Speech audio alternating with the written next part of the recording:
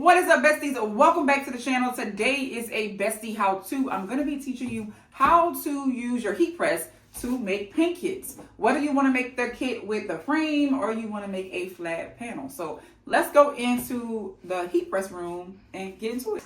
All right, in order to do this, you're going to need a canvas, right? You can get your canvas from a Hobby Lobby, a craft store, even the Dollar Tree. And so we have done this so many times. We sell tons of screen print transfers like this.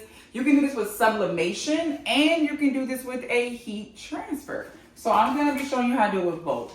Use this canvas today. We're going to use this screen print transfer. Now, when you are using a frame, you're going to need something to push up against your canvas, because your heat press pressure is going to be super duper light. All right. So step one, we are going to stuff this inside of our frame.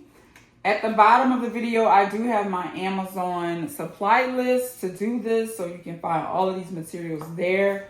And now we're good. So we're going to put this down like we need it. And the first thing we're going to do, you're going to need a Teflon sheet. If you want to cover our panel, you really don't have to cover it. I don't want to use that just yet. I just want to knock off a little bit of the coating that's on here.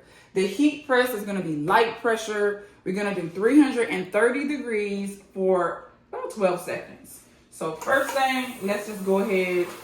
This is to just knock off the coating. So this is like literally 2 seconds. And that's it. All right. Now we're going to take our screen print transfer and we are going to put this face down. You can get screen print transfers from us. They are ready to ship.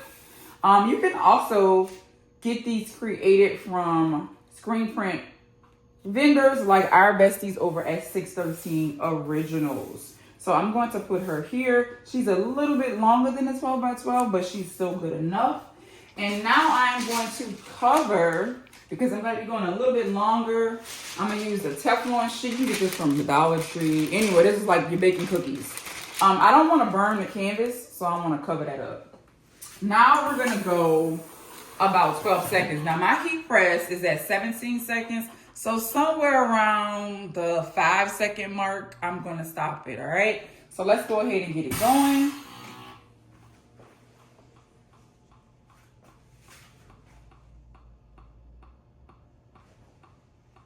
All right, so we're going to go ahead and stop it.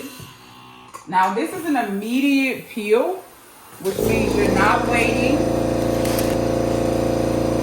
Sorry about that noise. That was our air compressor, but she is done, y'all. Absolutely beautiful. So when you're using the screen print transfer, you'll notice it'll be very dark, right? Easy, still ready to be painted on. There's no damage to the canvas, no burning or anything like that. Now let's do a sublimation print so that you can see the difference. So this was a sublimation print that was already printed, y'all.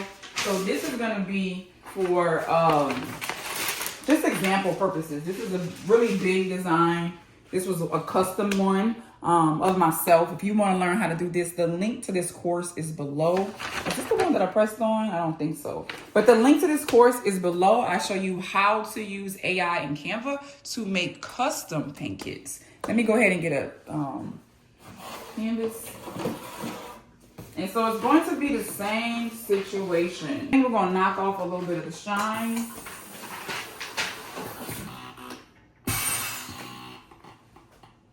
And that's good enough. It's going to be pretty big on here because I'm just doing this to show you guys. Of course, you would center it. You can use heat tape if you desire. That's a little too much for me. I'm not a crafter. I don't do all that extra stuff. I just get to it.